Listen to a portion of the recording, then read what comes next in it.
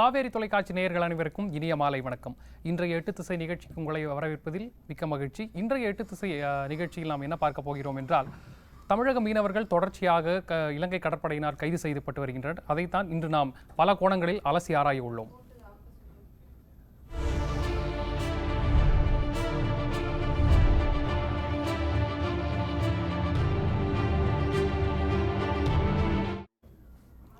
பல வருடங்களாகவே தமிழக மீனவர்கள் இலங்கை கடற்படையினால் கைது செய்யப்பட்டு வருகின்றனர். அது தமிழக மீனவ குடும்பத்தினரிடையே, மீனவ மக்களிடையே பெரும் கொந்தளிப்பை ஏற்படுத்தி கொண்டு வந்திருக்கிறது. அந்த வகையில் இன்று நெடுந்தீவு அருகே மீன்பிடித்துக் கொண்டிருந்த 12 மீனவர்களையும் 3 விசைப்படகுகளையும் இலங்கை கடற்படையினர் சிறைப்பிடித்து சென்றுள்ளனர். இது குறித்த ஒரு முழுமையான செய்தி தொகுப்பை தற்போது பார்க்கலாம். நெடுந்தீவிற்கு அருகே மீன்பிடித்துக் கொண்டிருந்த 12 ராமேஸ்வர மீனவர்களை கைது செய்து இலங்கை கடற்படையினர் அட்டூழியத்தில் ஈடுபட்டனர். ராமேஸ்வரம் மற்றும் அதன் சுற்றுவட்டார பகுதிகளைச் சேர்ந்த 1500க்கும் மேற்பட்ட மீனவர்கள் 250க்கும் மேற்பட்ட படகுகளில் கடலுக்கு மீன்பிடிக்க சென்றனர். இவர்கள் தனித்தனி குழுக்களாக பிரிந்து மீன்பிடித்துக் கொண்டிருக்கும் போது இலங்கை கடற்படையினர் ரோந்து பணிக்கு வந்துள்ளனர். அப்போது நெடுந்தீவு அருகே மீன்பிடித்துக் கொண்டிருந்த 12 மீனவர்களையும் கைது செய்த இலங்கை படையினர் அவர்களது 3 விசைப்படகுகளையும் பறிமுதல் செய்துள்ளனர். இதேபோன்று கடந்த சில நாட்களுக்கு முன்னர் 49 தமிழக மீனவர்களை கைது செய்து இலங்கை கடற்படையினர் அட்டூழியத்தில் ஈடுபட்டனர். இதனை கண்டித்து தமிழக மீனவர்கள் போராட்டத்தில் ஈடுபட போவதாக அறிவித்திருந்த நிலையில் தற்போது மேலும் 12 பேர் கைது செய்யப்பட்டுள்ளது தமிழக மீனவர்களிடையே அதிர்ச்சியையும் சோகத்தையும் ஏற்படுத்தியுள்ளது. தொடர்ச்சியாக தமிழக மீனவர்கள் கைது செய்யப்படுவதும் மத்திய அரசுக்கு தமிழக அரசு கடிதங்கள் எழுதுவதும் மீண்டும் மீண்டும் நடைபெறும் சம்பவங்களாக மாறியுள்ளது. ஆனால் சிறைப்பிடிக்கப்படும் மீனவர்களுக்கும் அதனால் பாதிக்கப்படும் அவர்களின் குடும்பங்களுக்கும் நிரந்தர தீர்வு என்பது காணல் நீராகத்தான் உள்ளது.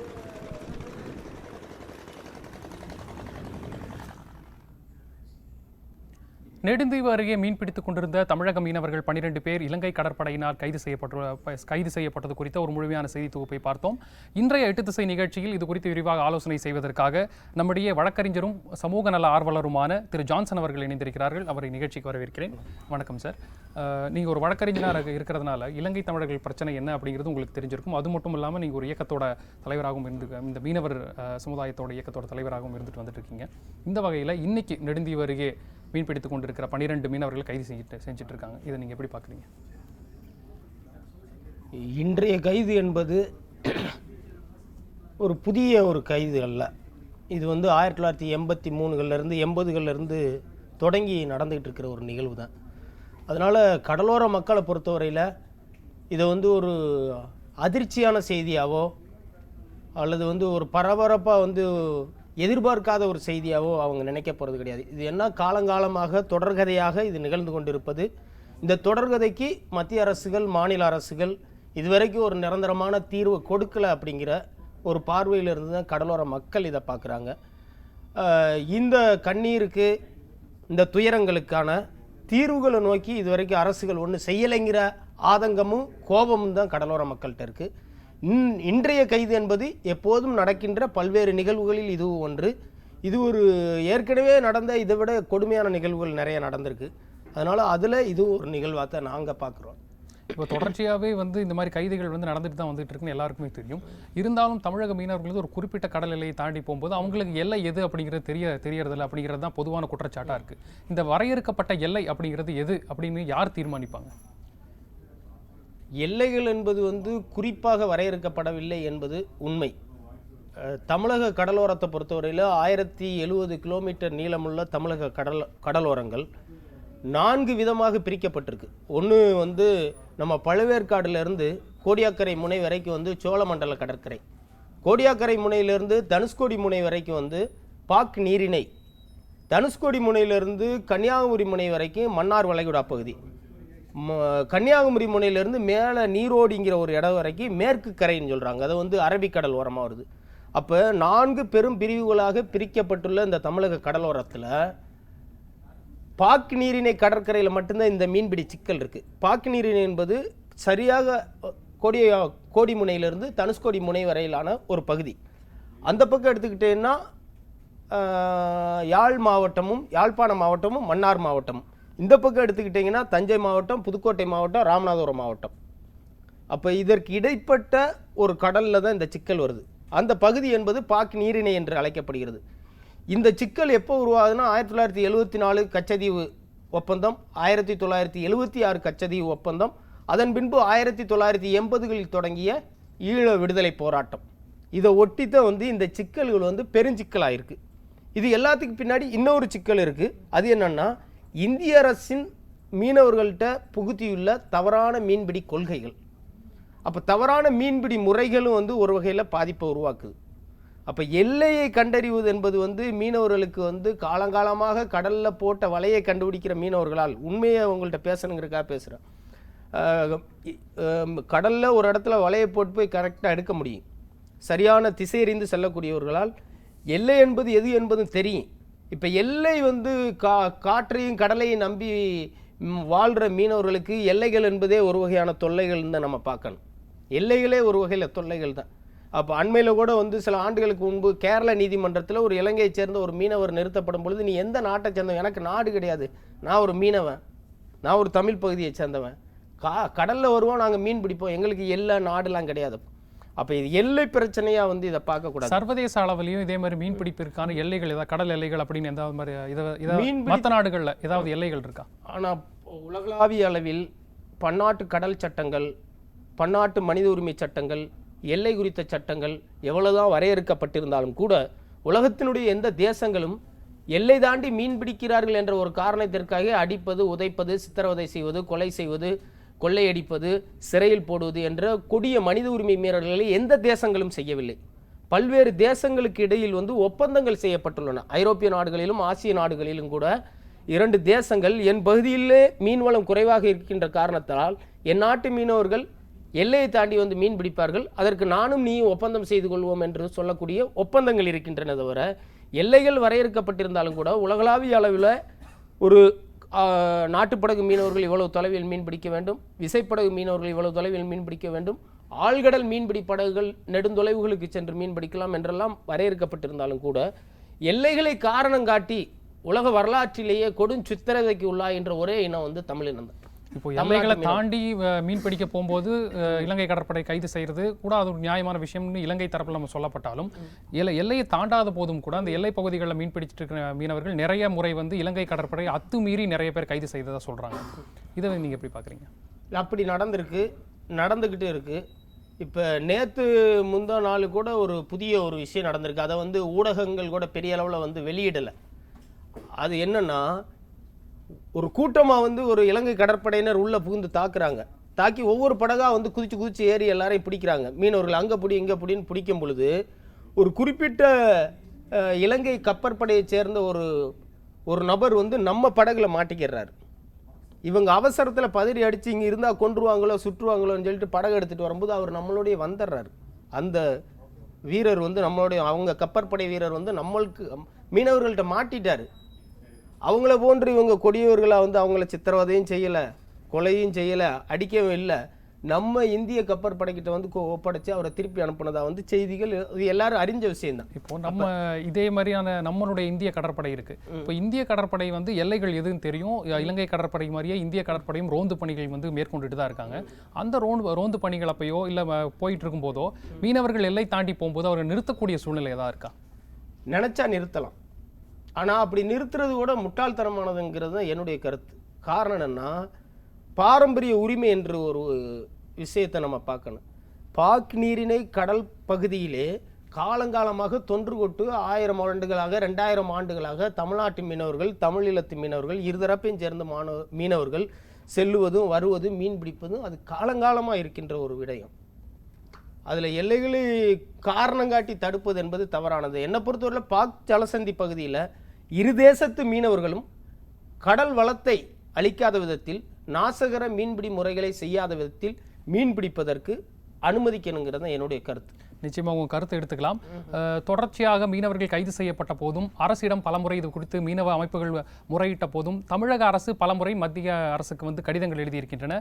இந்த அரசு சொன்னதும் செய்ததும் குறித்த ஒரு செய்தி தொகுப்பை தற்போது பார்க்கலாம். 2009ஆம் ஆண்டிற்கு பிறகு தமிழக மீனவர்களின் மீதான கைது நடவடிக்கையை இலங்கை அரசு அதிகரித்துள்ளது. இதுகுறித்து பிரதமர் நடவடிக்கை எடுக்க வேண்டும் என்று மறைந்த முன்னாள் முதலமைச்சர் ஜெயலலிதா 2011ஆம் ஆண்டு முதல் 2016ஆம் ஆண்டு வரை 80க்கும் மேற்பட்ட கடிதங்களை எழுதியுள்ளார். அத்துடன் முன்னாள் முதலமைச்சரான கருணாநிதியும் ஆட்சியில் இருக்கும்போது கைது செய்யப்பட்ட தமிழக மீனவர்களை விடுவிக்க வேண்டும் என்றும் கைது செய்யப்படுவதை தவிர்க்க வலியுறுத்த வேண்டும் என்றும் பிரதமருக்கு பலமுறை கடிதங்கள் எழுதியுள்ளார். தற்போது முதலமைச்சராக உள்ள பழனிசாமியும் தமிழக மீனவர்கள் கைது குறித்து பிரதமருக்கு கடிதங்களை எழுதி கொண்டுதான் இருக்கிறார். கடந்த பல வருடங்களாக தமிழக அரசு வெளியிட்டுள்ள அறிவிப்புகளில் இனிமேல் இலங்கை கடற்படையினர் தமிழக மீனவர்களை கைது செய்யும் நிகழ்வுகள் நடக்காது என்றும் அவ்வாறு கைது செய்யப்பட்டால் அவர்கள் உடனடியாக விடுதலை செய்யப்படுவார்கள் என்றும் தெரிவிக்கப்பட்டிருக்கின்றது. தமிழக மீனவர்கள் பிரச்சினை குறித்த மத்திய அரசின் நடவடிக்கை என்பது தமிழக அரசின் அறிக்கையை பொறுத்தே எடுக்கப்படுகிறது. அதன்படி தமிழக அரசின் அறிக்கையை பரிசீலனை செய்யும் மத்திய அரசு பின்னர் இலங்கை வெளியுறவுத்துறைக்கு வேண்டுகோள் விடுக்கிறது. இதன் அடிப்படையில் பின்னர் தமிழக மீனவர்கள் விடுதலை செய்யப்படுகின்றனர். இருந்தாலும் மீண்டும் சில நாட்களிலே தமிழக மீனவர்கள் கைது செய்யப்படுகிறார்கள். மத்திய மாநில அரசுகள் நடவடிக்கை எடுத்துக்கொண்டுதான் இருக்கின்றன. ஆனாலும் தொடர்ச்சியாக கைது சம்பவங்களும் சில வருடத்திற்கு ஒருமுறை துப்பாக்கிச் சூட்டையும் இலங்கை கடற்படையினர் அரங்கேற்றிக் கொண்டுதான் இருக்கின்றனர். இதனால் தமிழக மீனவர்கள் தொடர்ந்து உயிரிழப்பதும் கைது செய்யப்படுவதால் மாத கணக்கில் சிறையில் அடைப்படுவதுமாய் கொடுமையை அனுபவித்து வருகின்றனர்.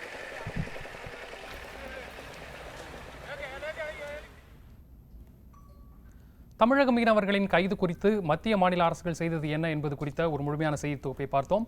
நம்மிடையே இது குறித்து ஆலோசிப்பதற்காக மற்றொரு சிறப்பு விருந்தினரான திரு மகேஷ், பாரம்பரிய மீனவர் சங்க தலைவர் அவர்கள் இணைந்திருக்கிறார்கள். வணக்கம் சார். வணக்கம். உங்கள்கிட்ட இருந்தே நான் ஆரம்பிக்கிறேன்.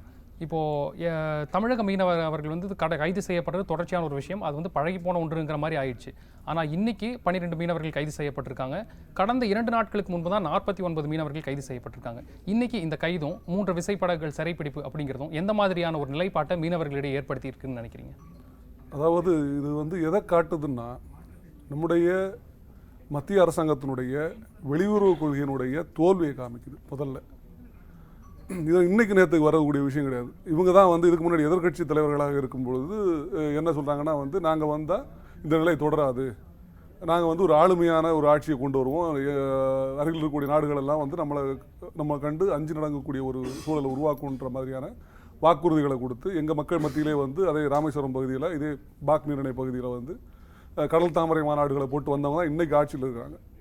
இவங்க ஆட்சிக்கு வந்த பிறகும் இது தொடருதுன்னு கேட்டிங்கன்னா, இவங்க யாருக்குமே வந்து ஓட்டு வாங்குறதுக்காக இந்த தமிழ்நாடு முழுமையாக இருக்கக்கூடிய மக்களும் இன்றைக்கி எதிர்பார்க்கக்கூடிய ஒரு நிகழ்ச்சியாக அந்த இலங்கை கடற்படை இந்திய மீனவர்கள் மீது தாக்குவதும் கொல்வதும் அப்படின்ற விஷயத்தை வந்து ஒட்டுமொத்த தமிழக மக்களுமே வந்து உற்று நோக்கக்கூடிய ஒரு விஷயமா இருக்குது. ஸோ தமிழ்நாட்டு மக்களுடைய வாக்குகளை வாங்குறதுக்காகத்தான் எங்களுடைய இந்த பிரச்சனையை வந்து பயன்படுத்துகிறாங்களே தவிர, உளப்பூர்வமாக எங்களுக்கு ஒரு விடுதலையை, எங்கள் மக்களுக்கான ஒரு உரிமையை நிலைநாட்டுவதற்கு மத்திய அரசாங்கம், அது காங்கிரஸாக இருந்தாலும் சரி அல்லது பிஜேபியாக இருந்தாலும் சரி, எப்போதுமே விரும்புறது கிடையாது. அல்லது அதுக்கான அக்கறை அவங்க காட்டுறது கிடையாது. அதுக்கு மேலே இன்னொன்று சொல்லணும்னா, இந்திய அரசாங்கம் வந்து அங்கே சண்டை போடணுன்னோ அல்லது அங்கே ஒரு படையை நிறுத்தணுன்னோ அவசியமே கிடையாது. நீங்கள் இதை கூர்ந்து கவனித்து வந்திருந்தீங்கன்னா உங்களுக்கு ஒரு விஷயம் தெளிவாக தெரியும்.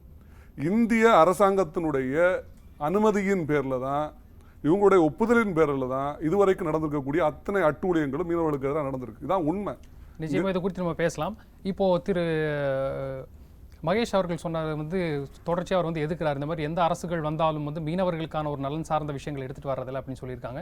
இதுக்கு முன்னாடியும் பார்த்தீங்கன்னா, முன்னாள் முதலமைச்சர் ஜெயலலிதா இருந்த போதும் சரி, முன்னாள் முதலமைச்சர் கருணாநிதி அவர்கள் இருந்த போதும் சரி, எப்போவுமே என்ன பண்ணியிருக்காங்க அப்படின்னா, கடிதங்கள் வந்து நிறைய எழுதியிருக்காங்க மத்திய அரசுக்கு. இப்போவும் இந்த முதலமைச்சர் திரு எடப்பாடி பழனிசாமி அவர்களும் வந்து நிறைய கடிதங்கள் எழுதிட்டு இருக்காங்க. இந்த கடிதங்கள் எழுதுறது அப்படிங்கிறது மீனவர் பிரச்சனைக்கு எந்த அளவுக்கு ஒரு தீர்வு காண்ற விஷயமா இருக்கும்? இந்திய அரசமைப்பு முறையில் வந்து மாநில அரசுகளுக்கான அதிகாரங்கள் என்பது மிகவும் குறைவாக இருப்பதும், மாநில அரசுகள் 2 நாடுகளுக்கு இடையிலான ஒரு பிரச்சனையில் துணிச்சலான ஒரு முடிவு எதுவும் எடுக்க முடியாது அப்படிங்கிற அந்த அவல நிலையிலிருந்து தான் அந்த கடிதம் எழுதுகிற அந்த பண்பாட்டை நம்ம பார்க்கணும். எதுவுமே செய்ய முடியல, நீ தான் செய்யணும் அப்படிங்கிறதுக்காக தான் இவங்க கடிதத்தை எழுதிக்கிட்டே இருக்காங்க. கடிதம் எழுதுவதால் எந்த பயனும் அடைய போகிறது இல்லைங்கிறது எல்லாருக்கும் தெரியும். கடலோர மக்களை பொறுத்தவரையில் எப்படி பார்க்குறாங்கன்னா, அதை ஒரு நகைச்சுவையாக தான் பார்க்குறாங்களே தவிர வந்து கடிதம் எழுதுறதுனால வந்து பெருசாக மாற்றங்கள் நடக்க போகிறதா அவங்க நினைக்கல. அப்போ கடிதம் எழுதுவது வந்து எல்லா பிரச்சனைக்கும் இவங்க கடிதம் எழுதுறாங்களா, வந்து சமவெளி பகுதிகளில் வந்து வேளாண் குடிகள் போராட்டம் நடத்தும் போது கடிதம் எழுதுறாங்களா, வேற ஏதாவது மிகப்பெரிய சாதி பிரச்சனைகள், பெரிய போராட்டங்கள், இடஒதுக்கீடு போராட்டங்கள் நடக்கும்போது கடிதம் எழுதுறாங்களா? காரணம் என்னன்னா அந்த சமூகங்கள் வந்து வலிமையானவர்களா இருக்காங்க. இல்ல விவசாய சங்கங்கள் இந்த மாதிரி பிரச்சனைகள் வரும்போதும் கூட முதலமைச்சர் வந்து மத்திய அரசுக்கு நிறைய கடிதங்கள் எழுதியிருக்காரு. நம்ம பார்ப்போம் இப்ப கடிதங்கள் கொடுக்கிற முக்கியத்துவம் இப்ப என்பது கடிதங்கள் இல்ல நான் எழுதுறதுல எதுக்கு வந்து சொல்றேன்னா சொன்னாலும் இல்ல ஐயா, வேறு எந்த ஒரு விஷயம் நம்ம வந்து என்ன தீர்வாக சொல்றோம்னா இருக்கும். கடலோர எப்படி வந்து மக்கள் நான் பிரச்சனை என்னோட கேள்வி முடிச்சுக்கிறேன். எப்படி மாநில அரசு வந்து மத்திய அரசுக்கு இதை தெரியப்படுத்தணும்னு நீங்க நினைக்கிறீங்க? வேறு எந்த விதத்துல? இந்த கடிதத்தை தாண்டி எப்படி பார்க்கணும்னா கடலோர மக்களை மாநில அரசுகளா இருந்தாலும் மத்திய அரசியலா இருந்தாலும் பெரும் அரசியல் கட்சிகளா இருந்தாலும் எப்படி பார்க்குறாங்கன்னா ஒரு கரையோரத்தில் இருக்கிற மக்கள் ஒரு வேட்டியில வந்து இருக்கிற ஒரு கரை மார்த்தம் பார்க்குறாங்க. அப்போ வேட்டியில ஒரு கரையை பிச்சு போட்டால் வேட்டியை கட்டிக்கிறலாம். அப்போ இவங்க எப்படின்னா வந்து அரசியலில் கண்டுகொள்ளப்படாத ஒரு புறந்தள்ளப்பட்ட ஒரு ஒதுக்கப்பட்ட அரசியலில் பெரிய அளவில் அரசியல் விழிப்புணர்வு பெறாத, அரசியல் ஆளுமை செலுத்தாத, அரசியல் அதிகாரத்தில் பங்கு ஏற்காத ஒரு மக்களாக இருக்காங்க. இன்னைக்கு சாதாரண வந்து ரொம்ப உழைக்கும் நிலையில் அடித்தள நிலையில் இருக்கிற ஒடுக்கப்பட்ட மக்கள், தலித் மக்கள் கூட அரசியல் அதிகாரத்தில் எனக்கு பங்கு கொடுன்னு கேட்குறாங்க. அப்போ அரசியல் அதிகாரத்தில் என்கிட்ட பங்கு கொடுன்னு கேட்குற அளவுக்கு கடலோர மக்கள் என்ன விழிப்பு பற்று வரல. அப்போ இவன் என்ன பார்க்குறான்னா இவனுக்கு ஒரு கடிதம் எழுதுறது வந்து ஒரு ஏமாத்துற செயல் மாதிரி தான் இருக்கிறத விட கடிதம் எழுதுவதை தாண்டி என்ன செய்ய முடியும்னா வந்து இதை வந்து ஒட்டுமொத்தமான ஒரு நாகப்பட்டினத்திலையும் ஒரு சென்னையிலையும் அல்லது ஒரு ராமேஸ்வரத்திலையும் ஒரு தூத்துக்குடியிலையும் கன்னியாகுமரியிலையும் மட்டுமே வந்து அந்த குரல் கேட்டுக்கிட்டு இருக்கிறதுங்கிறதே வந்து இந்த இனத்தினுடைய சாபக்கேடு தான். அப்போ தமிழ் இனம் வந்து இது எங்களுடைய பிரச்சனைன்னு இந்த இனம் உணரணும், சமவெளி பகுதி மக்கள் உணரணும், அனைத்து அரசியல் தலைவர்கள் உணரணும்ல. இது ஒட்டுமொத்த தமிழினத்தினுடைய பிரச்சனைடா. இது காலங்காலமாக வந்து இப்போ வந்து உயிரை பணைய வச்சு போய்கிட்டு இருக்காங்க. ஒரு அந்நிய நாட்டு படைகளால் சுட்டு கொல்லப்படுறாங்க, கைது செய்யப்படுறாங்க போது ஒரு பெரும் தேசிய இனத்தினுடைய ஒரு மக்கள் பிரச்சனைன்னு யார் நினைச்சு வந்து பெரிய கொந்தளிப்புகள் உருவாகல. இல்ல கொந்தளிப்பு என்பது ராமேஸ்வரத்தில் வருது. தமிழகம் முழுவதும் வந்து மீனவர்களுக்காக போராட வேண்டும் அப்படிங்கிற மாதிரியான உங்களுடைய கருத்துக்கள் நிச்சயமாக ஏற்றுக்கணும். திரு மகேஷ் அவர்கள் நீங்க சொல்லுங்க. இப்போ தமிழக மீனவர்கள் வந்து பல மீனவர்கள் சார்ந்த அமைப்புகளாகட்டும் பல முறை வந்து மாநில அரசுகள்ட்டையும் சரி மத்திய அரசுட்டையும் சரி நிறைய கோரிக்கைகளை வச்சிருக்காங்க. அந்த கோரிக்கைகள் எந்த அளவுக்கு நிறைவேற்றப்பட்டிருக்கு அப்படின்னு நீங்க நினைக்கிறீங்க? இல்லை, இந்த எங்களுடைய முதன்மையான கோரிக்கையாக இருந்த விஷயம் என்னன்னு கேட்டிங்கன்னா, ஒரு 30 ஆண்டு காலமாக உயிரச்சத்தோடு எங்கள் மக்கள் வந்து மீன் பிடிக்கக்கூடிய ஒரு சூழல் இருந்துச்சு. அந்த பகுதியில் இருக்கக்கூடிய அவங்க பாரம்பரிய அந்த மீன்பிடி பகுதியில் வந்து மீன் பிடிக்கக்கூடிய அந்த சூழல் வந்து உயிரச்சத்தோடு தான் அவங்க தினமும் போக வேண்டிய ஒரு சூழல் உருவாயிருந்துச்சு. அது என்னென்னு கேட்டிங்கன்னா, அந்த கரையோர பகுதி பாக்வளைகுடானுடைய தமிழக அல்லது இந்திய கடலோர பகுதின்றது வந்து ஒரு பாலைநிலம் மாதிரி. கிட்டத்தட்ட விவசாய பெருங்குடி மக்கள்கிட்ட வந்து அது புரிய வைக்கணும்னா நிலத்துக்குள்ளே போய் நம்ம வந்து விவசாயம் பண்ண முடியாது, பாலைவனத்தில் போய் விவசாயம் பண்ண முடியாது. அதே மாதிரி இந்திய கடலோர பகுதியாக இருக்கக்கூடிய அந்த ராமநாதபுரம், புதுக்கோட்டை, அது மாதிரி வந்து அந்த நாகப்பட்டினத்துடைய தென்பகுதி, அந்த வளைவுக்குள்ள கோடியக்கரை வரை இருக்கக்கூடிய அந்த பகுதின்றது வந்து ஆழம் குறைந்த மணல் திட்டுக்கள் நிறைந்த ஒரு பகுதி. அங்கே வந்து பெரிய அளவில் வந்து மீன்கள்லாம் இருக்காது, பெரிய பெரிய மீன்களோ அல்லது பெரிய அளவிலான மீன்கள் இருக்காது. ஸோ இவங்க வந்து ஆழமான பகுதிக்கு தான் போயாகணும். கச்சத்தீவு அந்த அந்த அந்த பகுதியை ஒட்டி அதை தாண்டி தான் போக வேண்டிய சூழல். காலகாலமாக அது எங்களுடைய மீனவர்களுடைய மீன்பிடி பகுதியாக தான் இருந்துச்சு. ஸோ இப்போ அதுக்கு வந்து ஒரு காலங்களில் நெருக்கடி கொடுக்கும் பொழுது இந்த அரசாங்கங்கள் வந்து நல்ல சுமூகமாக தான் இருந்தாங்க. அரசாங்கங்கள் இதை வந்து எதுவுமே இது பண்ணலை. 2 நாட்டு மக்கள் வந்து சுமூகமாக தான் மீன் பிடிச்சிட்டு இருந்தாங்க. அங்கே ஒரு தேசியன பிரச்சனை வந்து இலங்கைக்குள்ளே வந்த பிறகு அவருடைய சுயநல அரசியலுக்காக, அது மட்டும் இல்லாமல் அதுக்கு முன்னாடியே இன்னும் சொல்ல போனால் கச்சத்தீவை வந்து கைப்பற்றுறதுக்கு வந்து ரொம்ப நாளாக வந்து இலங்கை வந்து இந்தியான்ற ஒரு நாடு உருவாகுவதற்கு முன்பே பிரிட்டிஷ் இந்தியா இருக்கும் போதுலேருந்தே முயற்சி பண்ணிட்டு இருந்துச்சு. அதை பிற்காலத்தில் வந்து அதை அபகரிக்கிறதுக்கு அவங்க முயற்சி எடுத்துட்டு இருந்தாங்க. இதை வந்து ராஜேந்திர ரீதியாக நாம் கைவிட்டது. இந்திய அரசாங்கம் வந்து தாரவார்த்து கொடுத்ததுனால அதனால் ஏற்பட்ட பிரச்சனைகள். அவங்க வந்து அந்த பகுதியை வந்து மையப்படுத்தினாதான் அதை சுற்றி இருக்கக்கூடிய கடல் பகுதியை தங்களுடைய ஆளுமை நிறுவ முடியுன்றதுக்காக இலங்கை அரசாங்கம் எடுத்த இதுக்கு வந்து இந்திய அரசாங்கம் ஒத்துப்போனது தான் இதற்கு எல்லாத்துக்குமே காரணம். இந்த விஷயத்தை பொறுத்த வரைக்கும் தமிழக மீனவர்களுடைய உயிரிழப்புகள் 30 ஆண்டு காலமாக இருந்த சூழலில் கடந்த 2011ஆம் ஆண்டு இங்கே வந்து ஆட்சி மாற்றம் ஏற்பட்ட பிறகு அங்கே நடந்த இனப்படுகொலை உட்பட இலங்கை மீது பல்வேறு தீர்மானங்களை அன்றைய ஆட்சி ஜெயலலிதா அவர்களுடைய ஆட்சியிலே கொண்டு வரப்பட்ட பல்வேறு தீர்மானங்கள், அதன் மூலமாக உலகளாவிய அளவிலே இருந்த இலங்கைக்கு இருந்த அழுத்தங்கள், அதற்கு உதவியாக ஒரு தமிழ்நாடு என்கிற ஒரு மக்களாட்சி இருக்கக்கூடிய ஒரு அரசாங்கம் கொடுத்த அழுத்தத்தின் காரணமாக அன்னைக்கு வந்து இலங்கை வந்து பல விஷயங்களில் வந்து கொஞ்சம் அடக்கி வாசிக்க ஆரம்பித்தாங்க. இந்த உயிர் பலி அந்த 2011 அவங்க சாகிற வரைக்கும் கிடையாது. இதுதான் உண்மை. இதில் வந்து பிஜேபி வந்து நாங்கள் வந்த பிறகு இல்லைன்ற மாதிரியான ஒரு கருத்தை தெரிவிப்பாங்க. பிஜேபி வந்து 2014 படுகொலைகள் நிறுத்தப்பட்டது மன்மோகன் சிங் ஆட்சியில். அது வரைக்கும் மன்மோகன் சிங் ஆட்சியில் வந்து படுகொலைகள் இருந்தது. அதனால் இந்த ஆட்சி ஜெயலலிதான்ற அந்த கேரக்டர் வந்த பிறகு தான் எங்களுடைய உயிர் பலிகள் இந்த காலகட்டத்தில் தடுத்து நிறுத்தப்பட்டது. அதுக்கு காரணம் இலங்கை அரசாங்கத்திற்கு தமிழக அரசிலிருந்து சென்ற அழுத்தம், தமிழக அரசாங்கத்திடமிருந்து இந்திய அரசாங்கத்துக்கு சென்ற அழுத்தம். மெயினாக அதுதான், இந்திய அரசாங்கத்துக்கு கொடுக்கப்பட்ட அழுத்தத்தின் காரணமாகத்தான் அது நிறுத்தப்பட்டது. இப்போ அந்த சூழல் வந்து ஏற்றுக்கலாம். திரு ஜான்சன், இந்த இடத்துல உங்கள்கிட்ட ஒரு கேள்வி கேட்க விரும்புகிறேன். இப்போ குஜராத்லேயும் வந்து நிறைய மீனவர்கள் இருக்காங்க. நம்மளுடைய எதிரி நாடுன்னு சொல்லக்கூடிய பாகிஸ்தான் அந்த எல்லையிலையும் நிறைய குஜராத் மீனவர்கள் மீன் பிடிக்க தான் செய்கிறாங்க. ஆனால் இது மாதிரி தொடர்ச்சியான கைதுங்கிறதோ இல்லை அதிகபட்சமான சிறைப்பிடிப்புங்கிறதோ விசைப்படகுகளை சிறைப்பிடித்து வைக்கிறதோ இந்த மாதிரியான விஷயங்கள் எதுவுமே நடக்கிறதில்ல. ஆனால் நட்பு ரீதியான நாடு அப்படின்னு இப்போ மோடி அரசாங்கம் வந்ததுக்கப்புறம் கூட இலங்கை அரசனுடைய நட்பு நாடு அப்படின்னு சொல்லக்கூடிய வகையில் இந்த தமிழக மீனவர்கள் தொடர்ச்சியாக சிறைப்பிடிக்கப்படுவதற்கான காரணங்கள் என்ன? அந்த பகுதிக்கு வந்து இப்போ குஜராத்தில் ஏதாவது ஒரு சிறைப்பிடிக்கப்பட்டாங்க அப்படின்னா அங்கே வந்து சுஷ்மா ஸ்வராஜ் வந்து உடனே ஒரு அறிக்கை வெளியிடுறாங்க. இப்போ தமிழக மீனவர்கள் வந்து சிறைப்பிடிக்கப்படும் போது பாஜக அரசு இது மாதிரி அறிக்கைகள் உடனடியாக வெளியிடுவதில்லை. இது மாதிரியான குற்றச்சாட்டுகள் நிறைய வந்துகிட்டு இருக்கு. இதை நீங்கள் எப்படி பார்க்குறீங்க? இது தெற்காசிய அரசியலில் வந்து தமிழ்நாட்டு மக்கள் இல்லை, ஒட்டுமொத்த தமிழ் இனமே வந்து ஒரு அனாதைகளாக்கப்பட்டு நிற்கிறார்கள் அப்படிங்கிறத விஷயத்திலிருந்து இதை நம்ம பார்க்கணும். ஒட்டுமொத்த தமிழ் இனமே வந்து ஒரு அனாதை தன்மையில் நிற்கிறாங்க. இந்திய அரசினுடைய வந்து ஒரு மாநிலங்களுக்குள்ள நாம் உட்பட்டு வாழ்ந்தாலும் கூட இப்போ எல்லாருமே சொல்கிற ஒரு கருத்து, இந்திய மீனவர்கள் கைது பாகிஸ்தானில், இங்கே வந்து தமிழ்நாட்டு மீனவர் கைது அப்படிங்கிற பார்வை தான் அவங்கள்ட்ட இப்போ ஒரு மாற்றாந்தாய் குழந்தைகளாக பார்க்குறாங்க. ரெண்டாவது வந்து இதுக்கு பின்னாடி ஒரு பெரிய ஒரு இன அரசியல் இருக்குது. அந்த இன அரசியல் என்பதுனா தமிழ் இனத்தின் மீதான வெறுப்பு இலங்கைக்கு எந்த அளவுக்கு இருக்கிறதோ அதே அளவுக்கு இந்திய அரசுக்கு இருக்கோன்னு சொல்லி தமிழ் மக்கள் வந்து ஐயப்பட வேண்டியிருக்கு.